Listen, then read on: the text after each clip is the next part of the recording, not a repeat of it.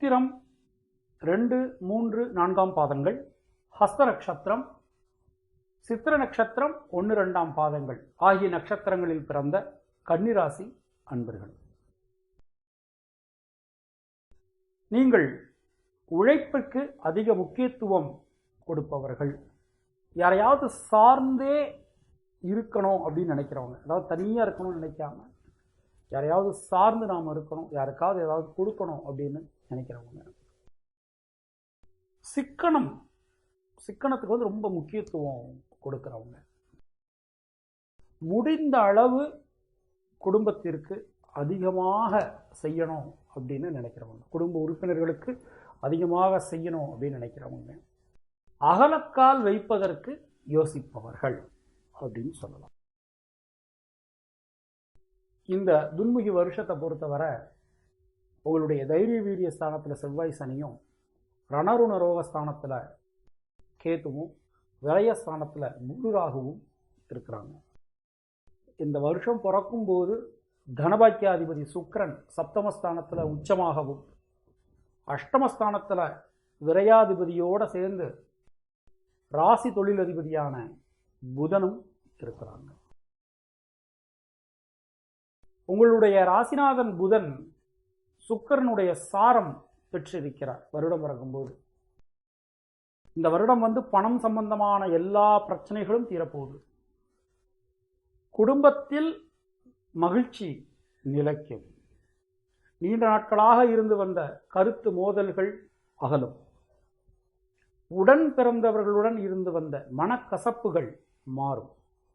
நண்பர்கள் உறவினர்களுடன் இருந்து வந்த பகை அகலும். உத்தியோகஸ்தர்கள் வியாபார செய்பவர்களுக்கு இந்த வருடம் மிகச்சிறந்த காலகட்டமாக இருக்கப் போகிறது. எதிர்பார்த்திருந்த பணியிட மாற்றம், பதவி உயர்வு, சம்பள உயர்வு எல்லாம் அந்த வருஷம் கிடைக்கும். நீண்ட நாட்களாக திருமணம் சார்ந்த பிரச்சனைகளுக்கு ஒரு நல்ல முடிவு இந்த வருஷம் கிடைக்கும். உங்கள் மன விருப்பப்படியே வரன் அமையும். சந்தான பாக்கியம் எதிர்பார்த்திருந்தவர்களுக்கு இந்த வருடம் சந்தான பாக்கியம் கிட்டும். கல்வியில் இருந்து வந்த தடை முற்று முழுவதுமாக நீங்கி மேல்கல்வி செல்வதற்கு ஒரு நல்ல வாய்ப்பு கிடைக்கும். வயிறு சம்பந்தமான உடல் நல கோளாறு ஏற்படலாம். சரியான நேரத்தில் சாப்பிட்றது, சரியான நேரத்தில் தூங்கிறது, சரியான அளவில் உணவு உட்கொள்றது, இதெல்லாம் நீங்கள் வந்து கடைபிடிக்கணும். அதிகமான புளிப்பு, அதிகமான காரம் ஆகியவற்றை தவிர்த்தல் நலம். நீண்ட நேரம் இரவு கண்விழித்திருப்பது ஆகியவற்றையும் நீங்கள் தவிர்க்க வேண்டும். இந்த ராசியில் பிறந்த அரசியல் துறையினருக்கு இந்த வருடம் மிகச் சிறப்பானது ஒரு வளர்ச்சி பெற்ற ஒரு வருடமாக இருக்கும். இந்த ராசியில் பிறந்த கலைத்துறையினருக்கு நல்ல வாய்ப்புகள் வந்து சேரும். இந்த ராசியில் பிறந்த மாணாக்கர்களுக்கு ஆடி மாதத்திற்கு பிறகு மிகவும் அனுகூலமான பலன்கள் ஏற்படும்.